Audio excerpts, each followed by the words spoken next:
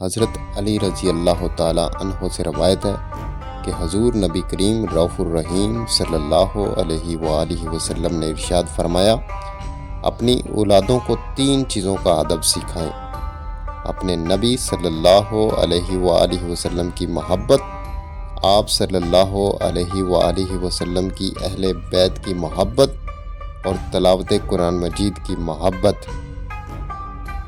حضرت انس بن مالک رضی اللہ تعالیٰ عنہ بیان فرماتے ہیں کہ ایک شخص نے حضور نبی کریم صلی اللہ علیہ وآلہ وسلم کی بارگاہ اقدس میں عرض کی، یا رسول اللہ صلی اللہ علیہ وآلہ وسلم، قیامت کب ہوگی؟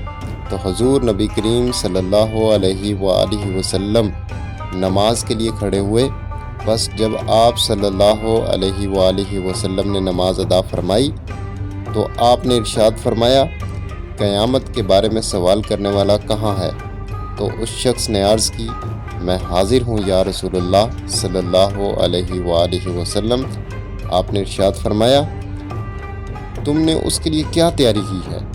اس نے عرض کی، یا رسول اللہ صلی اللہ علیہ وآلہ وسلم، میں نے اس کے لیے زیادہ نمازیں اور روزے تو تیار نہیں کیے، لیکن میں اللہ اور اس کے رسول صلی اللہ علیہ وآلہ وسلم سے محبت کرتا ہوں۔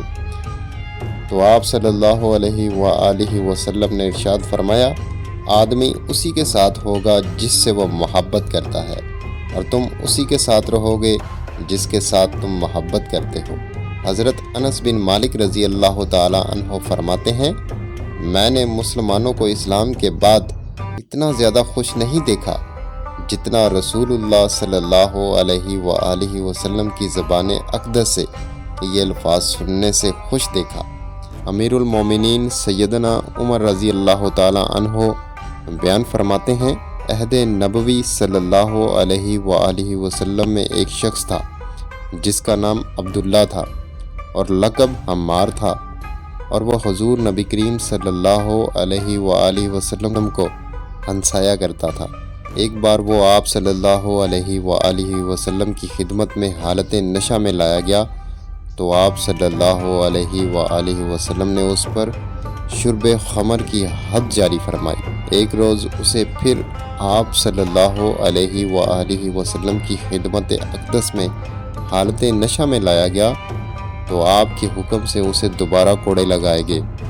لوگوں میں سے کسی نے کہا، اے اللہ، اس پر لعنت فرما، یہ کتنی دفعہ اس جرم میں لایا گیا ہے؟ اس پر اللہ کے نبی صلی اللہ علیہ وآلہ وسلم نے ارشاد فرمایا، اس پر لعنت نہ بھیجو، بس اللہ کی قسم مجھے صرف یہی علم ہے کہ یہ اللہ تعالیٰ اور اس کے رسول صلی اللہ علیہ وآلہ وسلم سے محبت کرتا ہے۔ حب نبی صلی اللہ علیہ وآلہ وسلم وہ پہلا اور بنیادی بیج ہے جس سے ایمان کا تناور درخت پھوٹتا ہے۔ کسی بیج کو اگر بیماری لگ جائے تو ایمان کا سارا درخت مرجھا جاتا ہے۔